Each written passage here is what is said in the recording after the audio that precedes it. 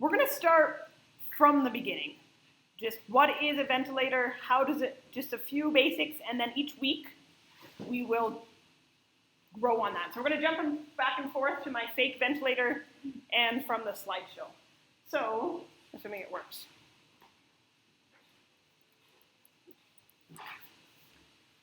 So we're going to go through a case, all right? So this is Mrs. R.E. So you are working on the surgical service, okay? And you are called to casualty. There's a patient, she was hit on the head, and you find her with her respiratory rate of 16, she's snoring, her heart rate is 130, her blood pressure is 130 on 75, her temp is 36, and her SATs are 75 on room air. You check her GCS. She's got a motor score of 4, she withdraws to pain, verbal 1, she does nothing, and I 1, she does nothing. So it's a GCS of 6. Sawa? What is your first thing you do? What do you guys want to do for this patient? Say she's fine, go find some chai. What are you going to do with her?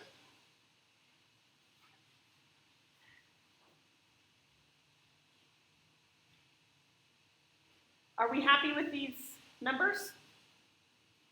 What one makes us unhappy? SpO2. So what do we want to do about it? Oh, that's weird. How does that work? What do you want to do about it?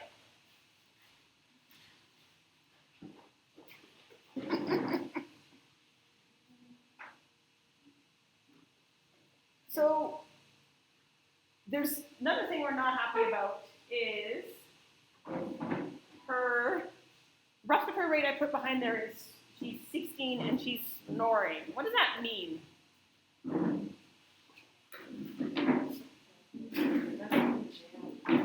We're obstructing the airway, right? So what are you going to do? You're standing in your emergency room, emergency department, your patient's snoring. I can't mimic the snore very well right now. She's hypoxic. What are you going to do?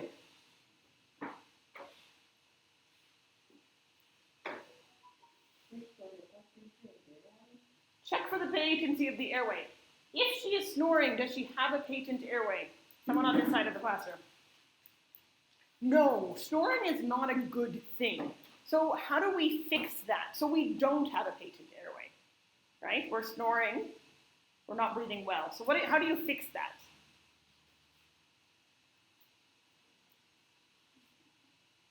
What do we do? You need an airway? What do? You say, someone, what kind of airway do you want? An oral airway? Yes, an OPA? Okay, you say, bring me an OPA, and they said, okay, I need to go to the store and get one. I don't know where you hide things here, but I'm assuming, they're looking. Anakafuta. So, what do you do while they're looking? All right, how do you want to position her head? What do you want to keep in mind as you're positioning her to open her airway?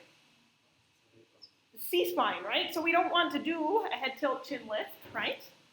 Because we're worried about that C-spine. You want to put a C-collar on her, but then we want to do something called a jaw thrust. So you're going to get a jaw thrust. Have you guys done jaw thrust before? You know what I mean? Yes or no? So you put your hands behind your ears, you feel the angle of your jaw. No one answered, so I'm assuming the answer is no. Put your fingers behind the angle of her jaw, and you're going to push that up, which will pull her jaw forward. And that will probably help her breathing. So you do the jaw thrust. What else do we want to do for this patient?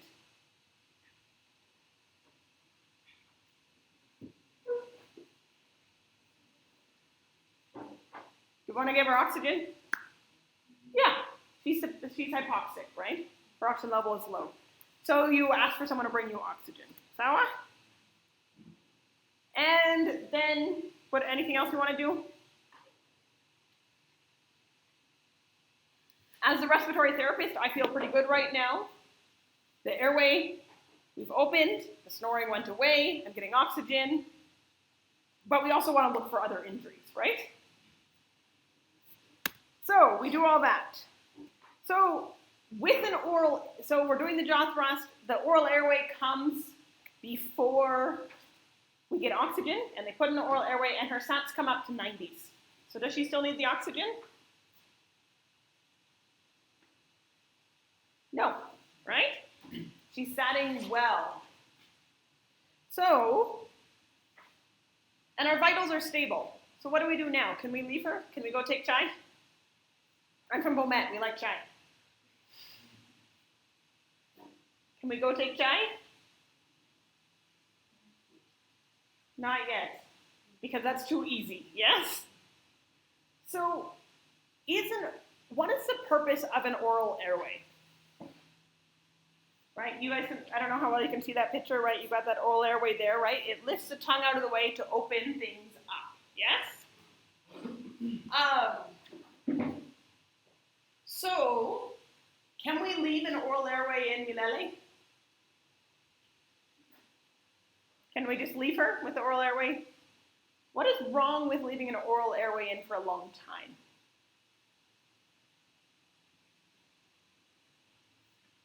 I want you guys to all put some spit in your mouth and swallow it, okay? And tell me what your tongue does when you swallow.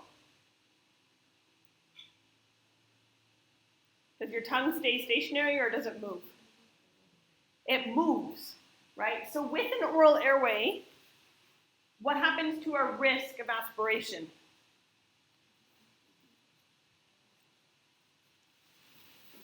It increases, right? We have a higher aspiration risk. So yes, we fix the immediate problem of her hypoxia, right? But looking into the night, we've increased her aspiration risk. So oral airway is great for short term. It's great for your post-op patient who hasn't fully recovered from anesthesia. It's good for your patient who's maybe just had a seizure and is post-ictal, but it's not good for long term, okay? So what are we gonna do to prevent her from aspirating overnight and keep her breathing? What does she need? She needs a more definitive airway, yes? So we're gonna intubate this patient. And this is, there is, I don't know if you guys have heard before, GCS less than 8 intubate. Have you heard that? Right, so that's validated for trauma. So when my MOs back home call me and say, hey, my patient has meningitis, the GCS is 7, I'm gonna run to, can we intubate? I go, maybe, right? And we don't, you guys have 4 ICU beds, right? I see less bodas on the road here than I do in Beaumet. I don't know if that's true or I just picked the right day to drive. And bodas equal head injuries, yes? But we have to be careful on our ICU beds, right? So maybe at times you have someone who's GCS 7 or 8, you decide not to intubate because of all those other things, okay? But for this scenario, we're gonna say we intubate this patient, okay? So, what do you need to prepare for intubation? What you need to intubate, what do we need to get ready?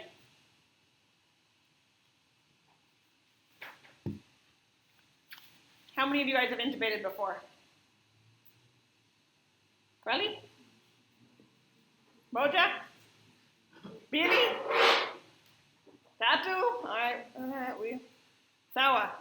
I did bring an intubation mannequin with me, so you can practice. I don't know when we'll pull that out. Someone will have to help me carry it from my car. Anyway,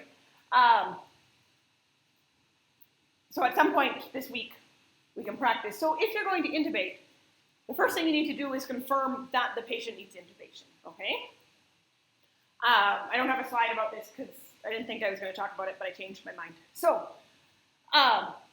does the patient need to be intubated? We should only intubate people with reversible conditions, right? because intubation and ventilation does not fix the problem. It buys us time until the problem can be fixed. Does that make sense? So if you intubate someone with a C1, dislocation, cut, whatever, what are they going to do tomorrow? Are you going to be able to get this person off the vent? No, right? And in most parts of rural Kenya, can we send someone home on a ventilator? Can they stay on a vent forever? No, right? So whenever you intubate, think, is there a chance of getting this person off? So we need to confirm that they're a good candidate, okay? Then if the patient's awake, maybe they're awake and they're satting 60s on non-rebreather, you want to talk to them. Explain what you're going to do. Pray with them, right? The next question is get your supplies. So what supplies do we need to intubate with? You need the tube, right? Adults, generally size 7.5 is good for 80% of adults, okay? If you're super tall, maybe 8.5. They're small, maybe 7, but generally 7.5. Stylet, we sometimes call the guide wire to give the tube some rigidity. You need your laryngoscope, okay? We need to sedate and possibly paralyze the patient, okay? Unless their GCS is really low. So midazolam and sucks, or ketamine and sucks, or pancuronium, whatever medications you have. You need an ambu bag and a mask. Sawa? You need a 10 cc syringe. You need functioning suction with the yonker ready to go. Okay? So gather all that equipment. So you're prepared, and it should be ideally 2 or 3 clinicians at the bedside.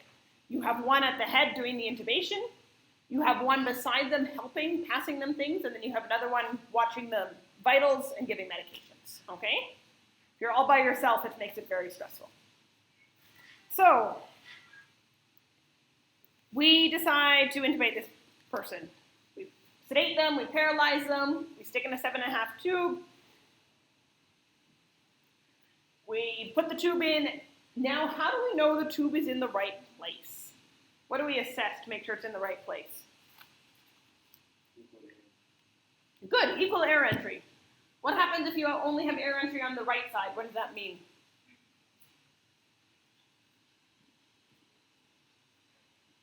You only have air entry on one side.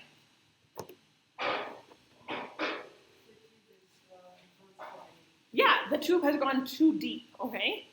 And most people, when they haven't intubated for a while or don't intubate often, you get so excited that that tube is going through that cords and you keep putting it in until it goes all the way to Timbuktu, okay?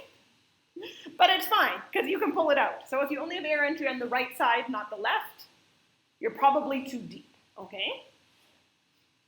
How else do we assess that the tube is in the right place? Good. Do you have chest movement? What else?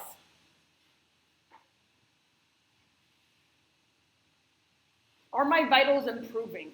Okay.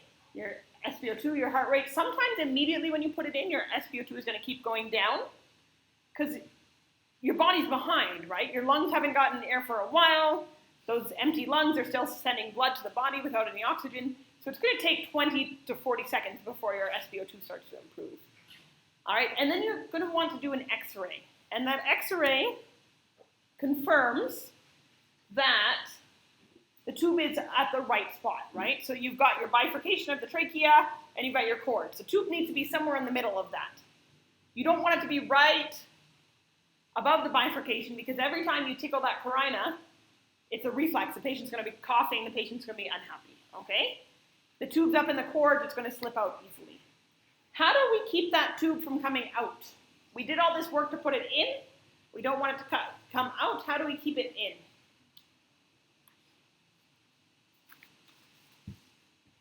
What keeps the tube in? Us. We need to tie it. All right? You need to tie that tube or strap it in. There is a cuff, a balloon on that tube, but that does not serve to keep the tube from moving, okay? It is not a Foley. That cuff creates a seal to allow for positive pressure ventilation, okay? So, now we got the tube in, our vitals are stable.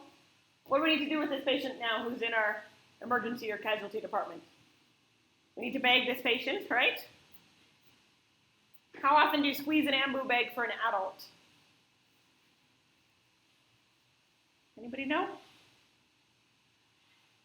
Most people get excited and they start squeezing that ambu bag.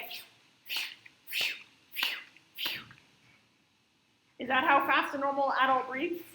No. All right, so one breath every 4 to 5 seconds, okay? So what are we going to do with this patient? Where do we need to go now? Are we going to leave this patient in ICU, in casualty, or do we need to go to that other word that I just said? Right, we need to go to ICU. All right, so I made this slide when it was more physicians, but I know we have nurses in here too. So you get to the patient and you need to decide what vent mode. They say, what mode do you want? And now you're thinking, oh shoot, I should have showed up to that lectures where that Mzungu talked too fast. Yes? So maybe you've heard some of these words: SIMV pressure control, SIMV pressure support, APRV, bivent, AC, volume control, T-piece, all of those things, and you have no idea what any of them mean. Yes? Or maybe you do. That is the goal for the next week, okay? Is to help us understand what some of those words mean, okay?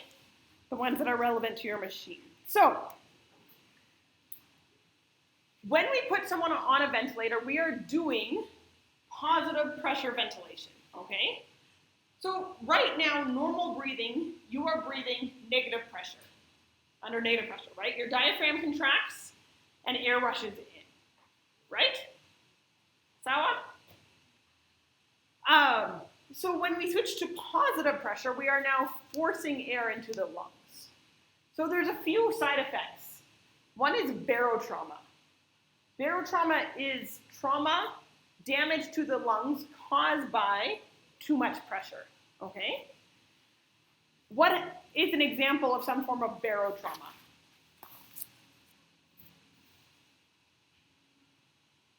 What do you think is something that could go wrong as an example of barotrauma, a side effect of too much pressure? We can give the patient a pneumothorax, okay? Right, if we give too much pressure in that lung, we can make that lung pop. And then we've created a pneumothorax. Sawa?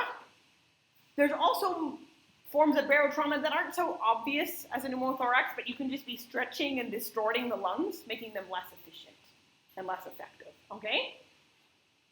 The other thing that can happen when you put someone on a vent is we can decrease their blood pressure, okay? The reason for that is, I like this picture because it's got the most important organ, the lungs. It's the only organ that matters, yes? What organ is missing? The heart, okay. So if we are forcing air into these lungs, what happens to blood flow returning to the heart? Is it harder for it to enter the heart or easier if we're forcing air into the lungs? Harder. We have increased positive pressure in the thorax, so we're going to have decreased venous return, which is going to decrease your blood pressure. Sawa?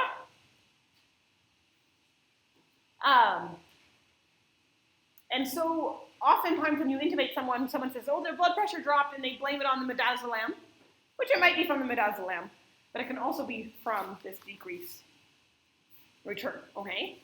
So on the ventilator, we are only controlling a few things, okay? We have a lot of settings, but those are all controlled by just a few things, okay, that the machine measures and sets.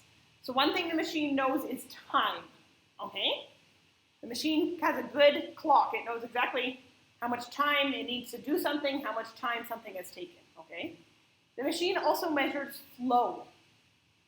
Flow is the movement of the air, right? you can have positive flow as the air enters the lungs or negative flow as the air comes back. And the machine also can measure and regulate pressure. Sawa? And everything else it controls through those three things. I haven't been into your OR, but I'm assuming your anesthesia machines maybe have a bellows on the side, yes? Do we have the bellows on the side of our anesthesia machine? Do we have that on the side of our ventilator? No. There's no bellows, and there's none. You could take it apart. You won't find a bellows, I promise. I read the 60-page manual for your ventilator over lunch. It was very exciting. It was also Google translated from Chinese, I think, so a lot of the English was very interesting. Anyway, so if you need some good reading, there are no bellows in that machine, okay? But when you look at the machine, we have modes called VC and modes called PC. What do you think VC stands for? Anybody know? What do you think the V stands for? Volume. So V and the C is volume control, okay? What do you think PC means? Pressure. So how can the machine say it's controlling volume if there's no bellows? Can it say 500 mils, dump it in? No. What it does is it controls the flow that the air is traveling and the time, okay? So this morning I drove up here from Nairobi, right? And I'm driving and it says in my looking up my Google Maps, because I have no idea where this place is that I'm driving to, and so, but it tells me I have 100 kilometers to go. Good. If I am driving exactly 50 kilometers an hour, and there are no speed bumps and boat is in my way, and hills and lorries and donkeys and tuk-tuks, if I'm going 50 kilometers an hour the whole time, how long is it going to take me to drive 100 kilometers? 2 hours, right? This is like those, did you have those annoying math questions? Yes? There's a train leaving from this station and you are going, no, yes. So, it is the same with flow. If my air is traveling at a speed of 50 liters per minute, and it travels for 1 whole minute, because we took a really long breath in, how much air is going to enter the lungs if we're going 50 liters a minute for 1 minute? 50 liters, right? Thankfully, we don't breathe in over a minute, because then our lungs would explode, okay? So, we're going to talk a little bit about values, and then we're going to talk about volume control versus pressure control. So, some of the words, sorry it's so small, that you're going to see on the vent. One of them is tidal volume, or often called VT, okay? This is the amount of air in one breath. What do you think a normal tidal volume is?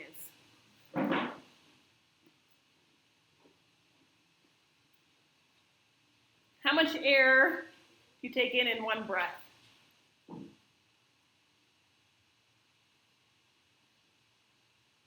Any guesses? Are we taking in 2 liters? Are we taking in 200 milliliters?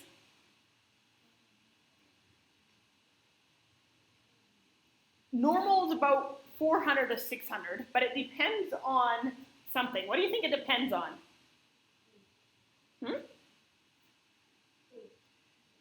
Weight kidogo, sort of. Can be weight, but if someone grows wider, do their lungs grow bigger? No, right? You have seen those x-rays of someone who is obese and they have their little lungs inside, yes? You've seen those? Little lungs, big body. So, is it weight or is it something else? What did you say? I like your word. Elasticity, right? So how healthy or unhealthy the lungs are. But if we have 2 healthy people, all right, I need to pick on 2 of you. I want you to stand up. Yeah, you. And you in the back. Sorry, I learned your name, but I forgot. Good. Oh, perfect. Yes. Okay. Well, what difference did I choose between these 2 people? What's an obvious difference between, not gender, Another obvious difference between these two individuals. What is it? Height, okay? Your thorax is a lot bigger than her thorax, yes? So it's based on height. You guys can sit down. Thank you for using your height to demonstrate my point. However, this is the math equations we do are based on kilograms, okay? But it's kilograms of ideal body weight, how much a patient should weigh, not how much they do weigh, okay? So if you have someone who's 150 kilos, but they're the same tall as my sister back here, am I going to set the vent as if they're 150 kilos, or am I going to set it as if they're maybe 50 or 60 kilos? Probably as if they're 50 or 60. Does that make sense? So normal tidal volume we set at 6 to 8 mils per kilo of ideal body weight. So if someone is 70 kilos, 70 times 6 is 420. 70 times 8 is 560. So we're going to set it in the middle of that. Sawa?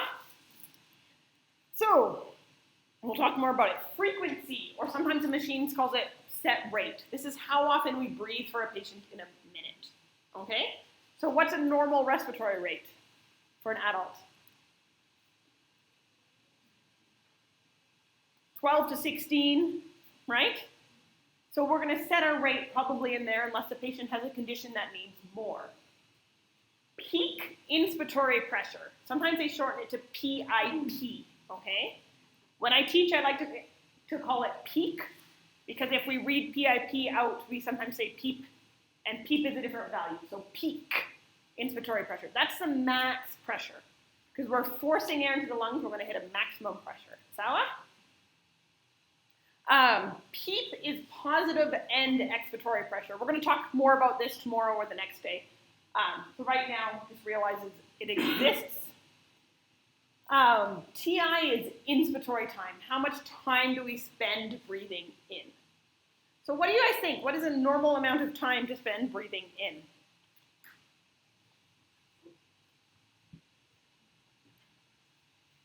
You're all trying to time yourself breathing in. Anybody guess? About 1 second for an adult, okay? So if someone's breathing at a rate of 12, okay, how many seconds do they have to breathe in and out together? With the total cycle time for one breath cycle.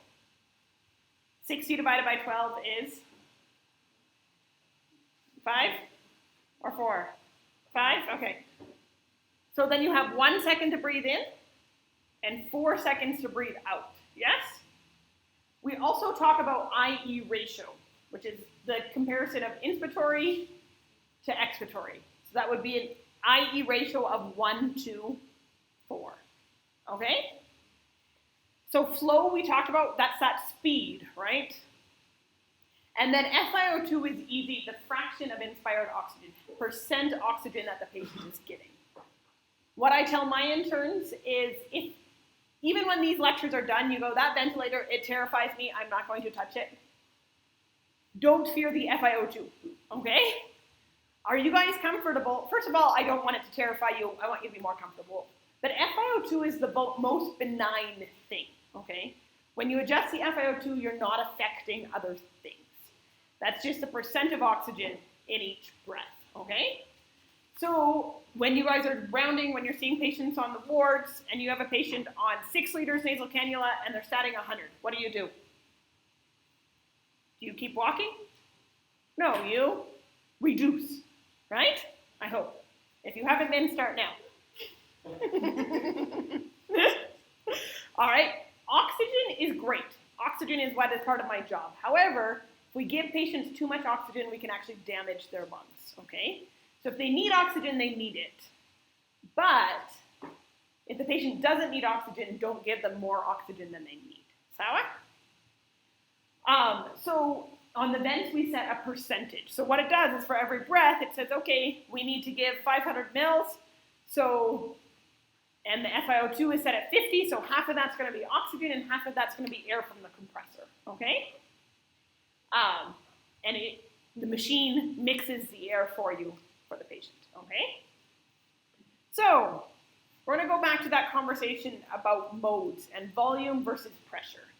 The machines let us choose, do you want volume control or do you want pressure control? Actually, we're going to do this differently. I want us to look at this guy. So this is my ventilator that lives in my computer. You as well can have a ventilator that lives in your computer. Just realize it takes up 99% of your computer's operating power and your laptop gets really hot. So, we are going to set this patient on the ventilator, okay? So we're going to do volume control. You can see here, now we're in a volume control mode, okay? So we have a few things we can set. If you can see my cursor, we have a rate here is 16, okay? So that is going to be the minimum rate that the patient breathes. Sawa? And so, you know what, 16 is probably a good place to start. We have a tidal volume here of 410. If my patient is big guy, 6 foot tall guy, 80 kilos, what should I set my tidal volume to? We say 6 to 8 mils per kilo, right? So 80 times 6 is 480. 80 times 8 is, all right, 80 times 7. All right, let's go in the middle, 560. How's that sound, yes? So we're going to increase our tidal volume to 560. All right, we're going to keep our PEEP at 5. Our FO2 is 50. Our inspiratory time, we're going to set at 1 second.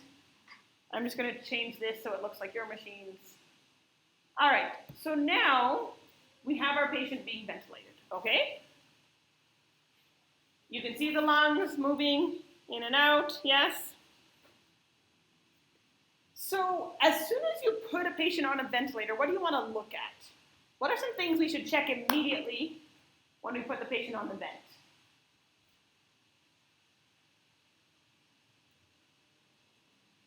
I like to check right away for chest rise, okay?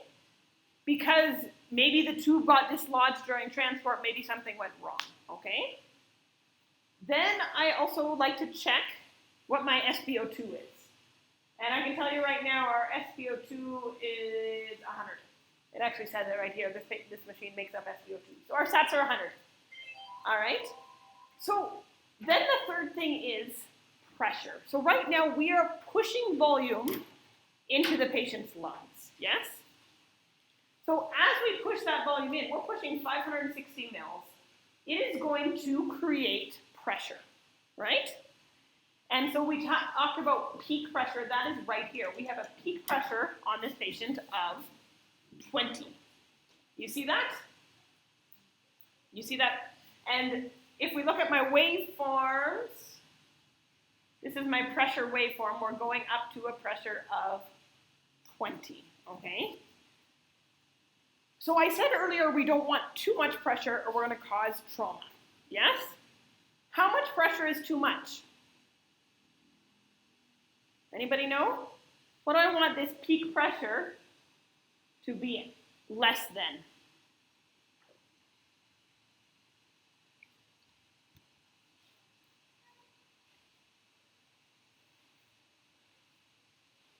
Any ideas? So the answer is 35, okay? There's exceptions to that rule that we'll talk about in the coming days, but we don't want the pressure to be more than 35, okay? So whenever you have a patient on volume ventilation, you need to watch their pressure. What's going to happen to his pressure if I increase his volume? What do you think? We started at 7 per kilo, right? If I go to 8, that's 640, right? What's going to happen with our volume when I increase his volume? What's going to happen to his pressure? Is it going to stay the same? Decrease, increase? Increase. Let's see if we're right. I think we are. Wait for it to catch up, right? So our pressure goes up, okay? Now, what happens? All right, now our machine is alarming. What do you do when your machine is alarming? Do do do do do do do do do do do do. You sing along. No. What do you do when the machine is alarming? First thing is hit the be quiet button, because your machine doesn't sound as nice as this one. Hit the be quiet button so you can think, okay? Last night I was staying in Nairobi and one of my doctors called me and was having trouble with the ventilator. And as he's talking on the phone, the vent just kept beep, beep, beep, beep, beep. Oh, just hit the be quiet button. I can't think. Anyway, we fixed it. So first hit the be quiet button, okay? Then look at why is it alarming? Why is this machine alarming? What does it say? All right, we haven't talked about minute volume yet, but this is a good scenario. So, what is minute volume? What do you think it means? If you had to guess, multiple choice test, short answer test, whatever, what is minute volume? What would you guess?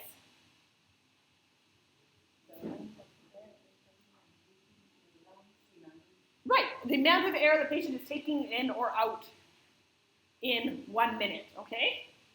So, when we increased our tidal volume, our minute volume went up, right?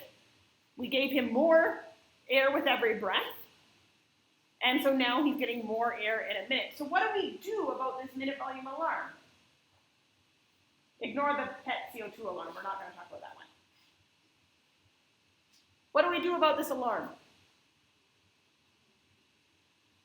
It's going to start beeping again in 30 seconds because the be quiet button only lasts 2 minutes. You have 2 minutes to think. Okay, we could look at the IE ratio. Our 2 minutes is up. So, the first thing you ask is, why is my minute volume high? My minute volume is high because I, as the operator, told it to be, right? He's a big guy. We're using a large amount of volume and a normal to high rate, right? So often when your alarms go off, you have to ask yourself, did I set the alarms correctly to start with?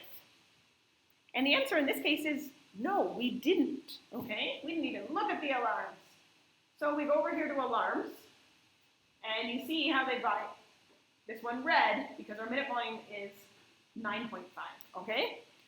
I can tell you, I normally set my minute volume alarm at 24, 25. Because I don't like alarms, okay? We're not gonna talk about this one, I'm just gonna make it go away so it doesn't beep. We'll talk about it later. So, if the patient on any mode, on the ventilator, the patient should be able to breathe when they want to breathe, okay? And our patients are sick. A normal minute volume is about 5 to 7 liters per minute, okay? But if you have sick patients, they have increased CO2 production because of their fevers, their lungs aren't working as well, they may have higher minute volumes. They may be agitated. So make this alarm 24, 25 because most times when it beeps, you're not gonna do anything about it, okay? So, now our alarming stopped because we set the alarm appropriately. Let's look at the other alarms. High pressure, 40. What did I say I didn't want the pressure going past?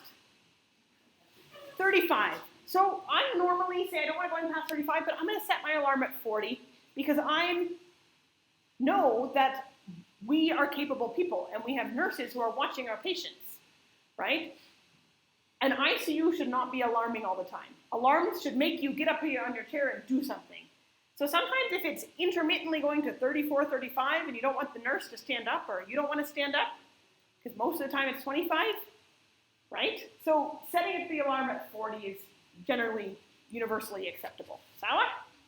The low pressure alarm, this is going to happen if you disconnect the machine, right? And it's trying to make pressure and there is no pressure. So we set that one low. High minute volume alarm, we talked about low minute volume, right? The patient's not getting enough air. So for an adult, you're going to set it to probably 3 or 4 liters. If it's a child, we're going to have to reduce that low even further, right? Because they're going to take less air in a minute. Then we have frequency total, how fast they're breathing. Normal respiratory rate is 12 to 20. If you have sick patients, they often have rates into the 30s, okay? Even on a ventilator. So setting your alarm in the 40s is fine. Tidal volume, not all the machines have this one, but setting it a little bit higher above your set volume is good. And then apnea time. If the patient stops breathing, how long do you want to wait until you're told that the patient's not breathing? And for an adult, 20, 30 seconds is normally fine, okay? So, and then we're going to ignore the last one because I told you to. So, right now our peak pressure is 22. We're happy, we go home for the night, okay? Finally, you sleep. But overnight, the patient,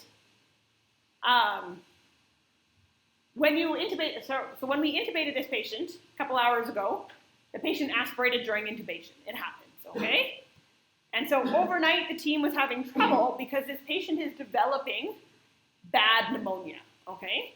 What happens to the lungs when they get bad pneumonia? They get stiffer, okay? They have something called reduced compliance. So if I make these lungs stiffer, what's going to happen to the pressure? If I make the lungs stiffer, so they have reduced compliance, what's going to happen to the pressure? So for those of you who are more visual, this is a lung. Yes? You see my lung? It can breathe, right? It's like wrapping an elastic band around here, okay?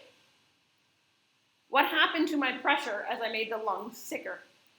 I did it on here. I programmed the patient to have not good lungs. What changed? What's our peak pressure now? 27, right? What happens if they get even worse? What's going to happen to our pressure? What's going to change? We have 2 elastic bands now around our lung. Right? We keep coming higher in that peak pressure, right? So, what did we want our peak pressure to be less than? 35. Okay, where are we at? What's our peak pressures? 33. Is 33 okay? It's less than 35. Oh, now we went way high. Now what's our problem?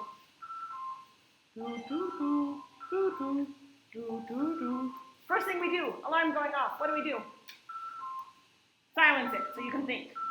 Find the mute button. Your machine says mute. Push that button while you think, okay? So, remember we set our pressure alarm to 40. So it's not really letting it get past 40, okay? It's right around there because my software isn't perfect.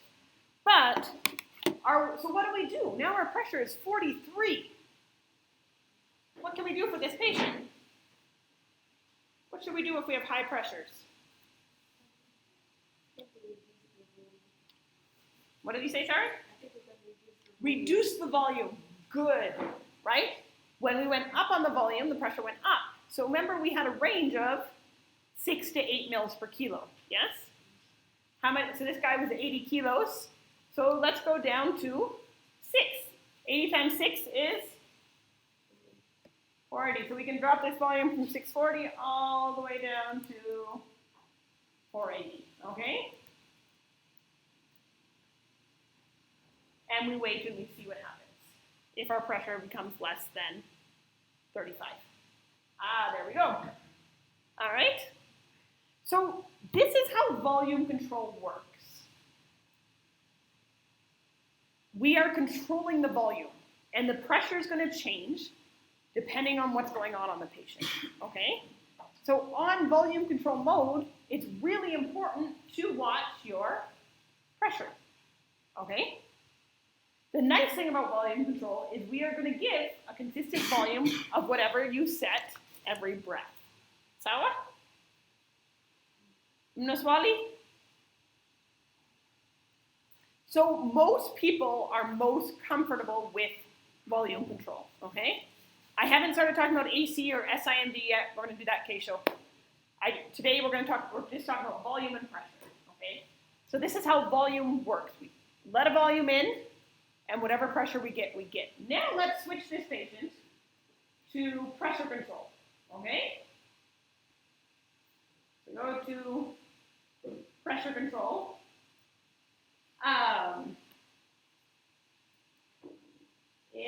So right now, if I set the pressure control level to 33, do you think my volume will still be the same as what I have now in volume control? Does that make sense? Let's try. So we're going to set the volume to 30, or the pressure to 33.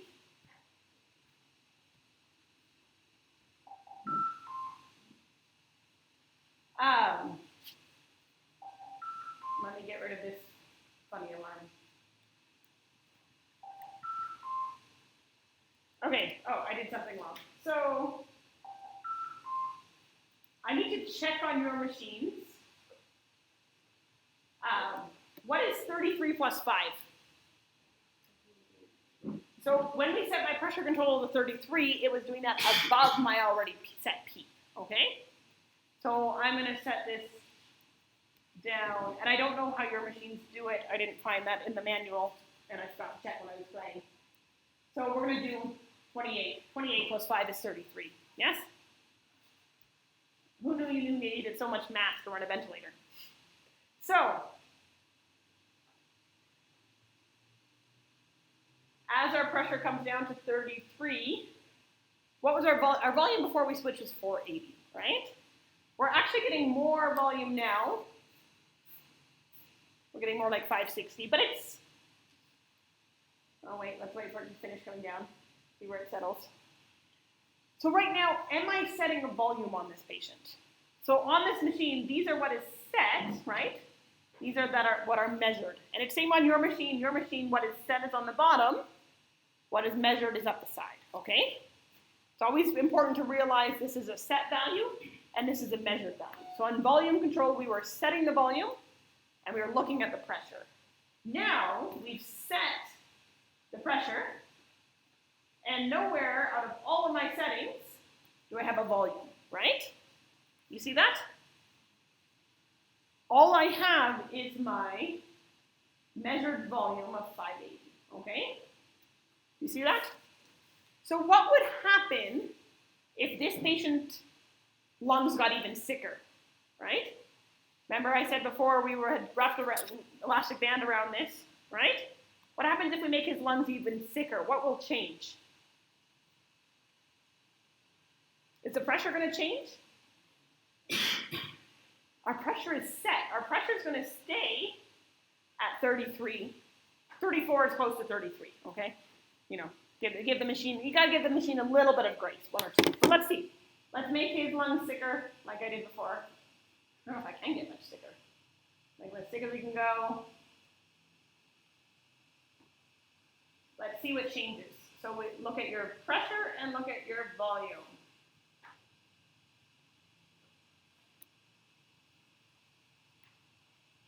What's changing? Volume, right? So on pressure control, your pressure is fixed, okay?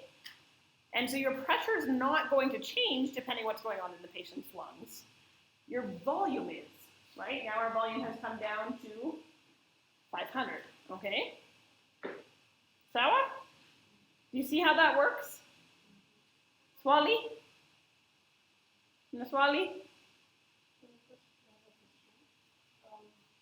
So for patients who come in with an event, they have to they know this is a simulation. For those patients and you are on the Pressure control. Pressure control. We're going to talk about pressure support K-show. Yes, you're not able to actually adjust it.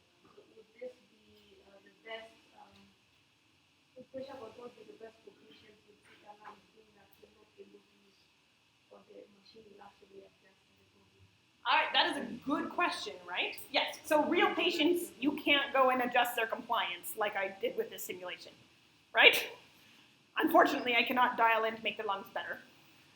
That's not part of the ventilator. This bar is me messing around with us to simulate, just to clarify that. So, what you understood?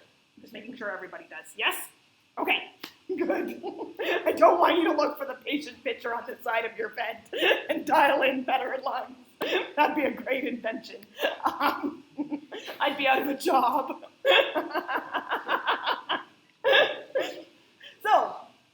So if you have a patient with sicker lungs, is pressure control therefore better? The nice thing, so what did I say does damage, volume or pressure? How do we damage the lungs? Is it damage from volume or the damage from pressure? Pressure, okay. There's also a thing called volutrauma, but it's kind of weird. It exists. So anyway, I'm just saying this. If you have a weird MCQ test, volutrauma also exists. But pressure is the one that we worry about more often, okay? Because as you increase volume, you increase pressure. So if we're wanting to keep the pressure less than 35, why don't I just set this one at 30? Because that's a nicer number than 35. It's a little bit safer, right? And I'll explain why. And leave it and say, we're good to go. The answer is that's not a bad idea, okay? However, what is my tidal volumes right now at 30? How many mils per kilo am I getting?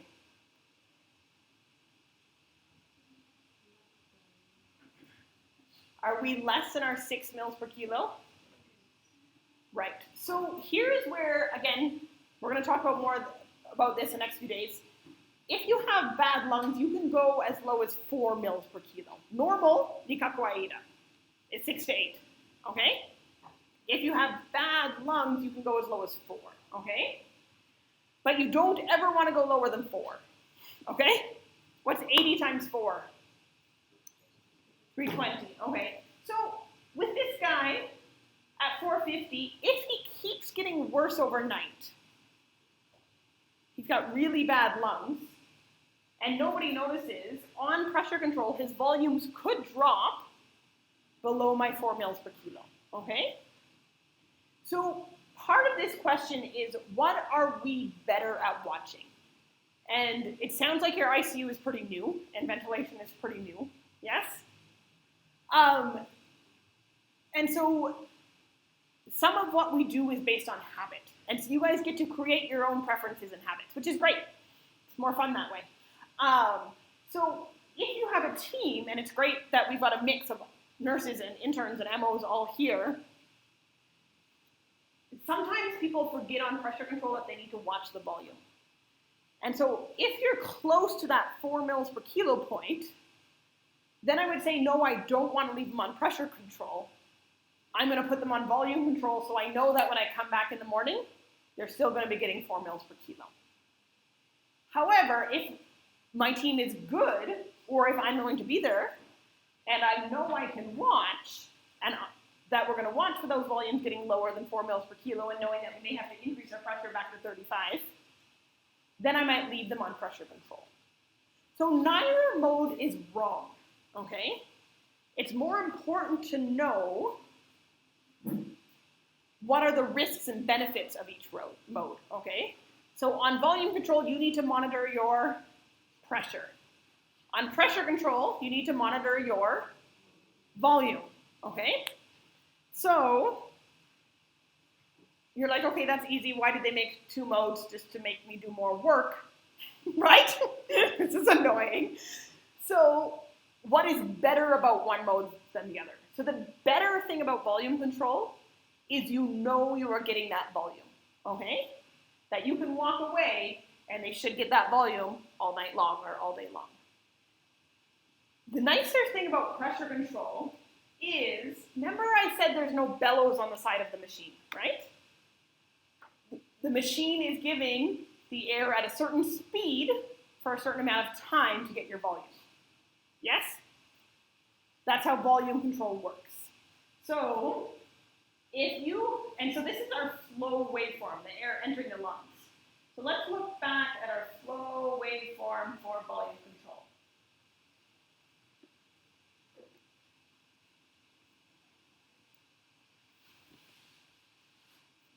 Let me just make it look like yours. Okay, so we have told the machine to give the breath over 1 second.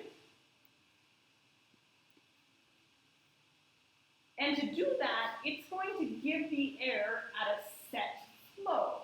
And it's going to be a square flow waveform, assuming I did things right in this thing. Hard to see. But you can just see that slow flow square waveform. It'll readjust in a minute. So the problem with volume control is that air is coming at 1 speed. All right? Who likes breathing their air at 1 speed? Do you like breathing your air at 1 speed? No, right? If you have a patient who's sick, and how many of our patients are sick on ventilators? All of them, right? But if they're really sick, they might want the air to come faster, okay? On volume control, it's coming, again, sorry, it's not resetting the scale. The air is coming at 1 speed. So it's hard for the patient to get the air any faster. So it might be a little bit uncomfortable for the patient. Does that make sense? Because we're saying to give 480 mils over 1 second, the air has to travel at a fixed speed. Compared to, let's look at, so pressure control. Pressure control says I need to get to that pressure. Whatever pressure is set, I need to get there, and I need to get there now. So how does it get to that pressure quickly? What does it do with the flow? Yeah, it starts off with a super high flow. And as soon as, it comes up higher, and as soon as we reach our pressure, it kind of slows that flow down to keep at that pressure for our set time, and then lets it go. So if halfway through the breath, over here, the patient said, you know what, I want more air, and contracted the diaphragm, the pressure would drop, and the machine would say, okay, more flow. So what do you think is more comfortable? Pressure control, okay? If you've set volume control well, it can be comfortable too. But sometimes if you have someone who's really air hungry, they're really sucking their air, like a DKA. You put a DKA patient on the vent. They want a lot of flow. They probably want a lot of volumes, right? And so if you put them on pressure control, they're going to get that. All they have to do is start to breathe in, and the machine just dumps all the air in. Volume control says, yeah, you get it. It's coming. It's coming. All right? It's like at my house. I have one of those water filters. Oh, power. Sorry. I have one of those water filters that I can, you just open up and it just comes through, pole. Yes, I don't have the patience for that. I like to put the big jug underneath so I can dump it in quickly. Yes? That's what pressure control does. It allows it to come quickly. Sawa? So, what mode is better? They're both good, okay? What's better may depend on what your physician likes better. Okay? If your consultant likes volume control better, then use volume control. If your consultant likes pressure control, use pressure control.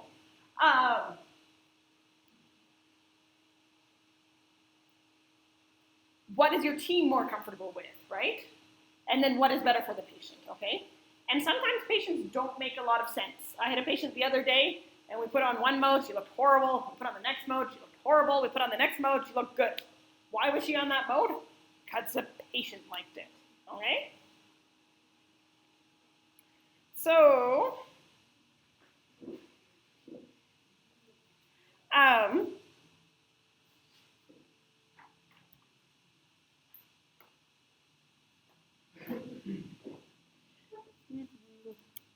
so on volume control, you set the tidal volume. You're going to set your respiratory rate. You're going to set your inspiratory time, or your machines make you set an IE ratio, okay? That's that comparison between inspiratory time and expiratory time. Sawa? All the modes also have something called trigger, okay? Or sensitivity. I think your machines call it trigger. Remember I said if the patient wants to breathe, they can breathe. So the machine has a program in there to tell you how sensitive it is to the patient trying to breathe. And so you can use volume trigger or flow trigger, depending on what mode you're using. If you're using, again, for your machines, some machines don't care. Your machine can be funny.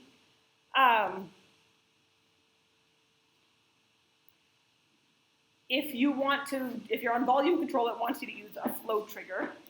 And so most of the time, flow trigger, meaning every time the flow in the system changes, it will give a breath, okay?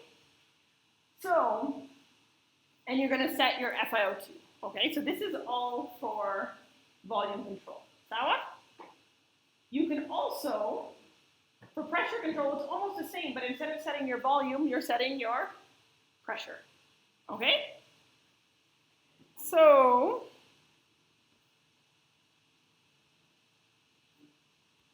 just to show you again, because it was hard to see before, on our flow waveform, you can see it's a square flow waveform in volume control. That flow is going to come at a set speed, okay? But in pressure control, you have a decelerating flow waveform. Now it's this one, which might make the patient more comfortable. Sawa? Swali? All right, so if we look back at our patient,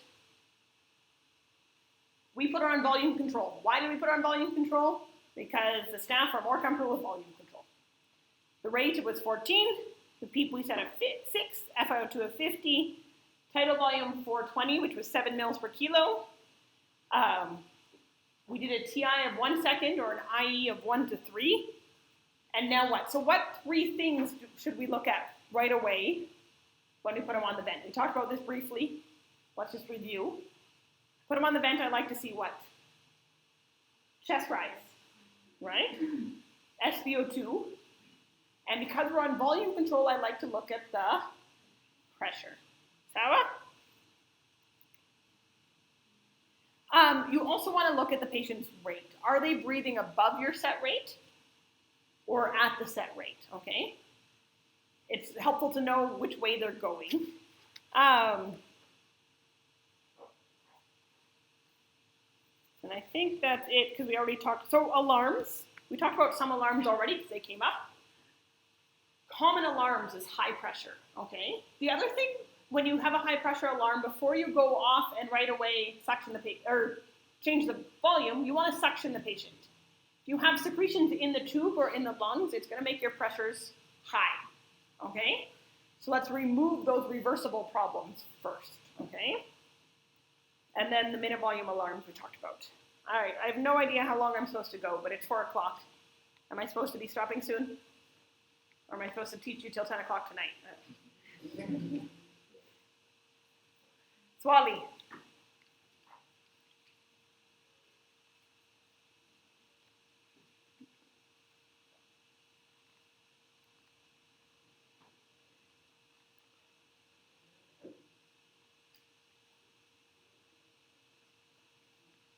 Clear as mud?